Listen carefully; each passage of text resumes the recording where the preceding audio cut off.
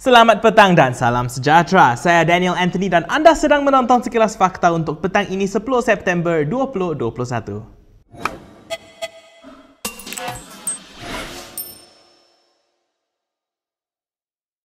Bekas Perdana Menteri Najib Abdul Razak bakal dilantik sebagai penasihat ekonomi kepada Perdana Menteri Ismail Sabri Yaakob. Menurut sumber-sumber, keputusan itu dikatakan dibuat selepas pertemuan kedua-dua pihak Selasa lalu. Sumber-sumber berkata portfolio untuk Najib itu akan dibincangkan dalam mesyuarat kabinet akan datang. Najib tidak menafikan atau mengesahkan spekulasi itu. Bagaimanapun di media sosialnya semalam, dia menggariskan beberapa cadangan untuk membendung COVID-19, menaikkan keyakinan pelabur terhadap ekonomi negara serta menangani kebajikan rakyat. Katanya sesetengah idea itu telah pun dibincangkan dengan Ismail.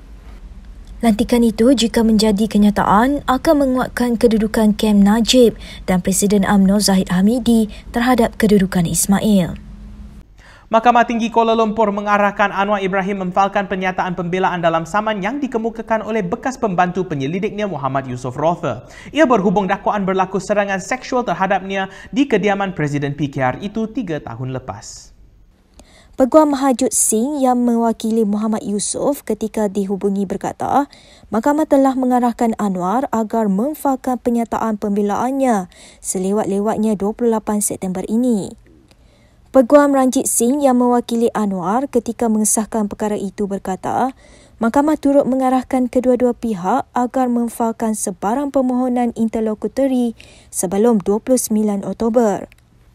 Pada 14 Julai lepas, Muhammad Yusof memfalkan saman mendakwa serangan seksual telah berlaku pada 2 Oktober 2018 di kediaman Anwar di Segambut. Oleh itu, dia menuntut ganti rugi khas, umum, teruk dan teladan, faedah, kos serta relief lain yang difikirkan sesuai oleh mahkamah. Berita seterusnya, bekas Menteri Belia dan Sukan Syed Saddiq Syed Abdul Rahman mempertahankan pengakuan dia tidak bersalah atas 2 tuduhan bersahabat mengubah wang haram berjumlah RM100,000. Ahli Parlimen Muar itu mengulangi pernyataannya di hadapan Hakim Mahkamah Session Kuala Lumpur pada pagi ini. Hari ini ditetapkan untuk sebutan semula 2 pertuduhan bersubahat di Mahkamah Session Kuala Lumpur berikutan pemindahan kes dari Mahkamah Session Johor Bahru. Pada 5 Ogos lalu, bekas Ketua Armada Bersatu itu dikenakan 2 pertuduhan pengubahan wang haram. Dia mengaku tidak bersalah dan meminta dibicarakan dengan tuduhan berkenaan akan dipindahkan ke Mahkamah Session Kuala Lumpur. Pihak pendakwaan meminta pemindahan kes itu supaya 2 tuduhan Syed Saddiq bersubahat dapat didengar bersama-sama dengan 2 tuduhan penyelewengan lain yang melibatkan dana sebanyak RM1.12 juta daripada Bersatu. Peguam Syed Saddiq menjelaskan Hakim menetapkan 30 November untuk sebutan semula kes. Pakatan Harapan menamakan Ahli Parlimen Teluk Intan Ngah Korming sebagai calon mereka untuk mengisi kekosongan jawatan Timbalan Speaker Dewan Rakyat. Ketika dihubungi, Ngah mengesahkan dia adalah calon tunggal dinamakan oleh pihak pembangkang. Katanya cadangan calon itu sudah diserahkan kepada pihak Parlimen mengikut kaedah yang ditetapkan peraturan mesyuarat.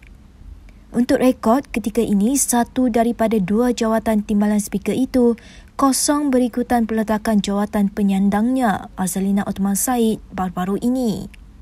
Dewan Rakyat akan membuat pemilihan bagi mengisi kekosongan ditinggalkan Ahli Parlimen Pengirang itu pada Selasa depan.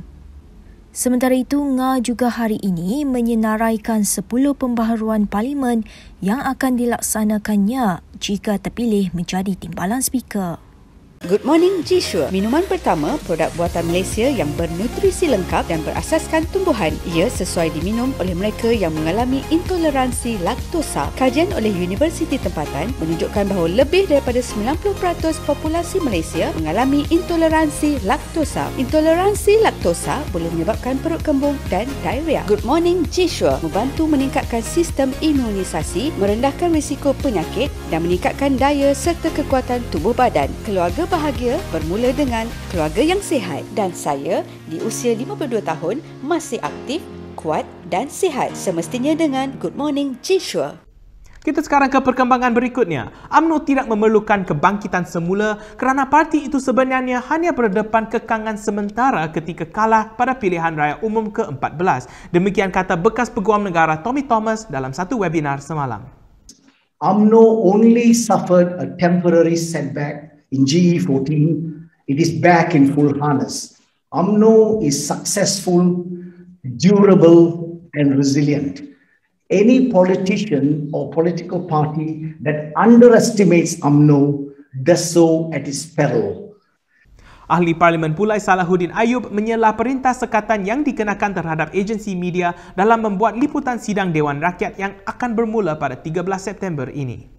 Soalnya, setelah hampir 2 tahun Perintah Kawalan Pergerakan menyekat orang ramai, apakah kerajaan kini ingin menyekat pula kebebasan dan asas media, sedangkan Parlimen adalah tempat permasalahan dibentangkan wakil rakyat?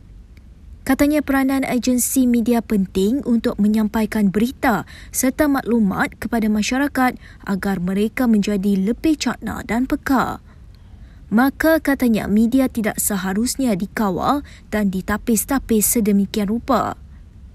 Kemarin Yang di-Pertuan Dewan Rakyat Azhar Harun menyenaraikan 16 organisasi media yang dibenarkan membuat liputan pada sidang Parlimen minggu depan. Berikut beberapa lagi ringkasan berita untuk hari ini.